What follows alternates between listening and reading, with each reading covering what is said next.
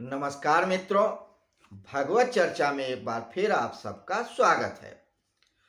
हम लोग नारद भक्ति सूत्र पे बात कर रहे हैं।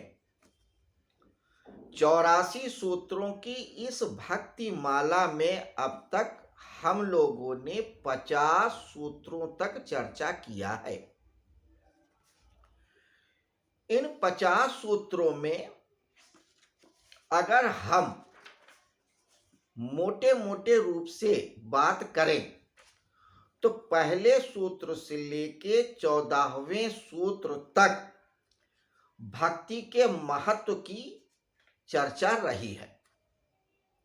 अर्थात नारद जी ने पहले सूत्र से लेके 14वें सूत्र तक भक्ति का क्या महत्व है उसे बताया है कि भक्ति क्यों की जाए, भक्ति की प्रासंगिकता क्या है, हम भक्ति के बारे में जाने क्यों। क्योंकि जब तक मनुष्य महत्व को, वजह को नहीं समझेगा तो फिर उस मार्ग पे चलेगा क्यों। तो शुरुआत में नारद जी ने 14 सूत्रों पे इसी प्रसंग को लिया कि भक्ति का महत्व क्या है वो जाना जाए। फिर 15वें सूत्र से लेकर के 33वें सूत्र तक भक्ति की परिभाषा पे बात किया है कि भक्ति की क्या परिभाषा है। ठीक है, भक्ति का महत्व है, भक्ति करनी चाहिए, भक्ति क्या है जानना चाहिए, मगर भक्ति है क्या ये भी तो पता लगे।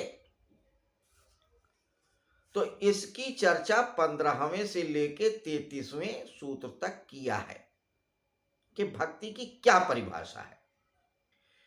भगवान वेदव्यास ने क्या परिभाषा किया है, गर्गाचार्य ने क्या परिभाषा किया है, शांडिल्य मुनि ने क्या परिभाषा दी है, स्वयं नारद मुनि ने क्या कहा है, क्या परिभाषा दी है, ये भी बताया।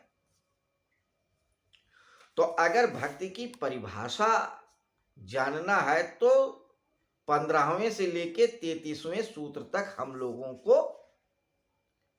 अध्ययन करना चाहिए और जानना चाहिए नारद भक्ति सूत्र के। अब बात थोड़ा आगे बढ़ती है कि भक्ति का अपना एक महत्व है, भक्ति करनी चाहिए। भक्ति की परिभाषा क्या है, यानी भक्ति है क्या, ये भी हमने जान लिया 33 सूत्रों तक। लेकिन अब भक्ति को साधे कैसे, सधे कैसे, भक्त हम बने कैसे, उसकी विधि क्या है, तरीका क्या है, मेथड क्या है। तो 34वें सूत्र से लेके 50वें सूत्र तक उसकी बात किया है।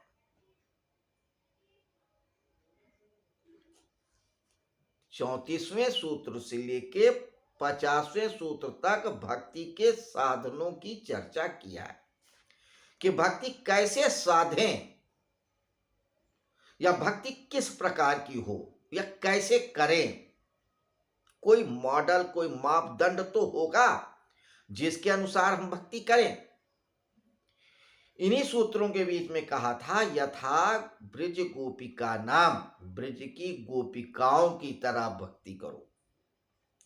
भक्ति करो तो निरंतर करो, खंड ना हो, टूटे ना, एक धार, एक लगातार एक तानता बनी रहे, एक तानता, कोई दूसरा विषय मन में आ ही ना परमात्मा के सिवाय। उस श्रद्धे के अलावा जिसके प्रति भक्ति कर रहे हैं, कोई मन में आए ना। तो साधनों की चर्चा किया उन्होंने 34वें से 50वें सूत्र तक। अब 51वें सूत्र से लेकर के 73वें सूत्र तक शुद्ध एवं मिश्रित भक्ति। भक्ति की अब समझ में आ रहा है कि भक्ति है क्या ये समझ गए, लेकिन अब थोड़ा सा और फाइनल लेवल पे जा रहे हैं नारद मुनि। वो कहते हैं कि भक्ति दो प्रकार की होती है। एक तो शुद्ध भक्ति, कोई मिलावट नहीं, सिर्फ भक्त है और भगवान है। भक्त के लिए भगवान के अलावा कुछ नहीं है, वो तो शुद्ध भक्त हो गई। मेरे तो गिरधर गोपाल, दूसरो न कोई, शुद्ध भक्ति। लेकिन इसके अलावा और भी कुछ तरह के भक्त होते हैं जिनकी मिक्स्ड होती है, न पूरा परमात्मा से जुड़े और न पूरा संसार से जुड़े हैं। उन्हें संसार में भी रस है और परमात्मा की तरफ उनका एक लगाव है, झुकाव है। तो न संसार छोड़ पा रहे हैं और न परमात्मा को पकड़ पा रहे हैं, दोनों को साधने की कोशिश कर रहे हैं। ऐसे लोगों की भक्ति मिक्स्ड होती है, मिक्सचर है, मिक्स्ड है। तो उसकी भी चर्चा कर रहे हैं कि शुद्ध भक्ति। हालांकि नारद मुनि ने शुद्ध भक्ति को ही महत्व दिया है और नारद जी भी केवल भक्त ही हैं। भक्त ऐसे कि भगवान के सिवा उन्हें कुछ सूझता ही नहीं, 24 घंटे भजमन नारायण नारायण हरि हरि करते रहते हैं। तो वो शुद्ध भक्ति की बात करते हैं, लेकिन सब कोई शुद्ध भक्त हो नहीं सकता, समय लगता है, तैयारी करनी पड़ती है। अब किसी से कह दो कि अभी भक्ति शुरू करे और कल से वो पूरा भक्त हो जाए, नारद जी की तरह, मीराबाई की तरह, तो नहीं हो सकता कि भक्त प्रहलाद बन जाए, मीराबाई बन जाए, नारद मुनि बन जाए, नाभादास बन जाए, नरोत्तम दास बन जाए, रसखान बन जाए। नहीं हो सकता, वक्त लगता है, घड़े को पकने में वक्त लगता है। तो इन्हीं बातों पे चर्चा किया है। तो अब जो चौथा टॉपिक चल रहा है शुद्ध एवं मिश्र भक्ति का, उसके प्रथम सूत्र यानी कि 84 सूत्रों में 51वां सूत्र क्या है, उसको हम आज चर्चा में लेंगे। सूत्र कहता है 51वां, देखते हैं। कहते हैं अनिवर्चनीयम प्रेम स्वरूपम, अनिवर्चनीयम प्रेम स्वरूपम। अनिवर्चनीयम वर्णन से परे है, परिपक्व भगवत प्रेम, अनिवार्य परिचय।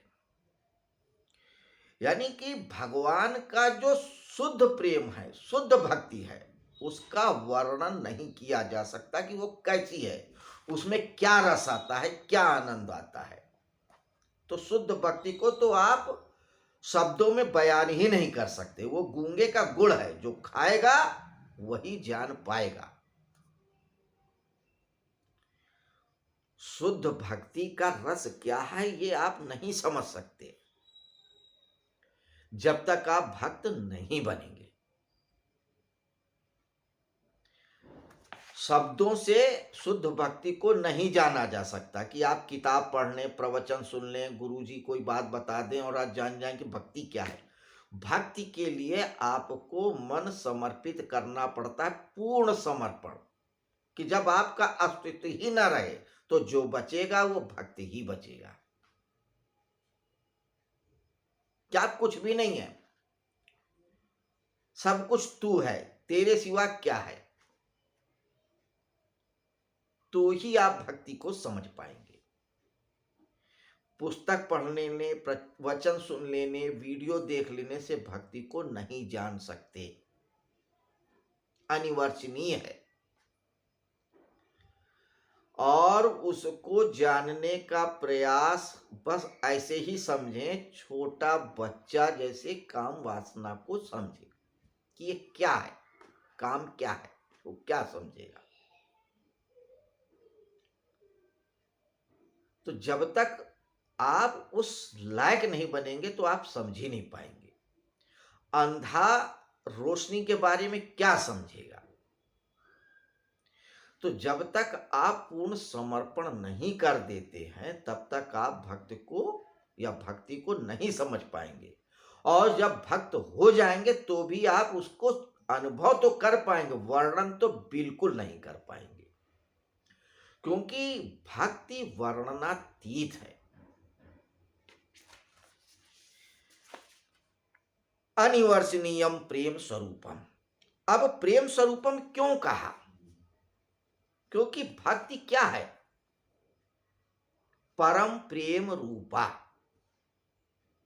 तो प्रेम जब परम को हो जाएगा तो वो भक्ति में बदल जाएगा।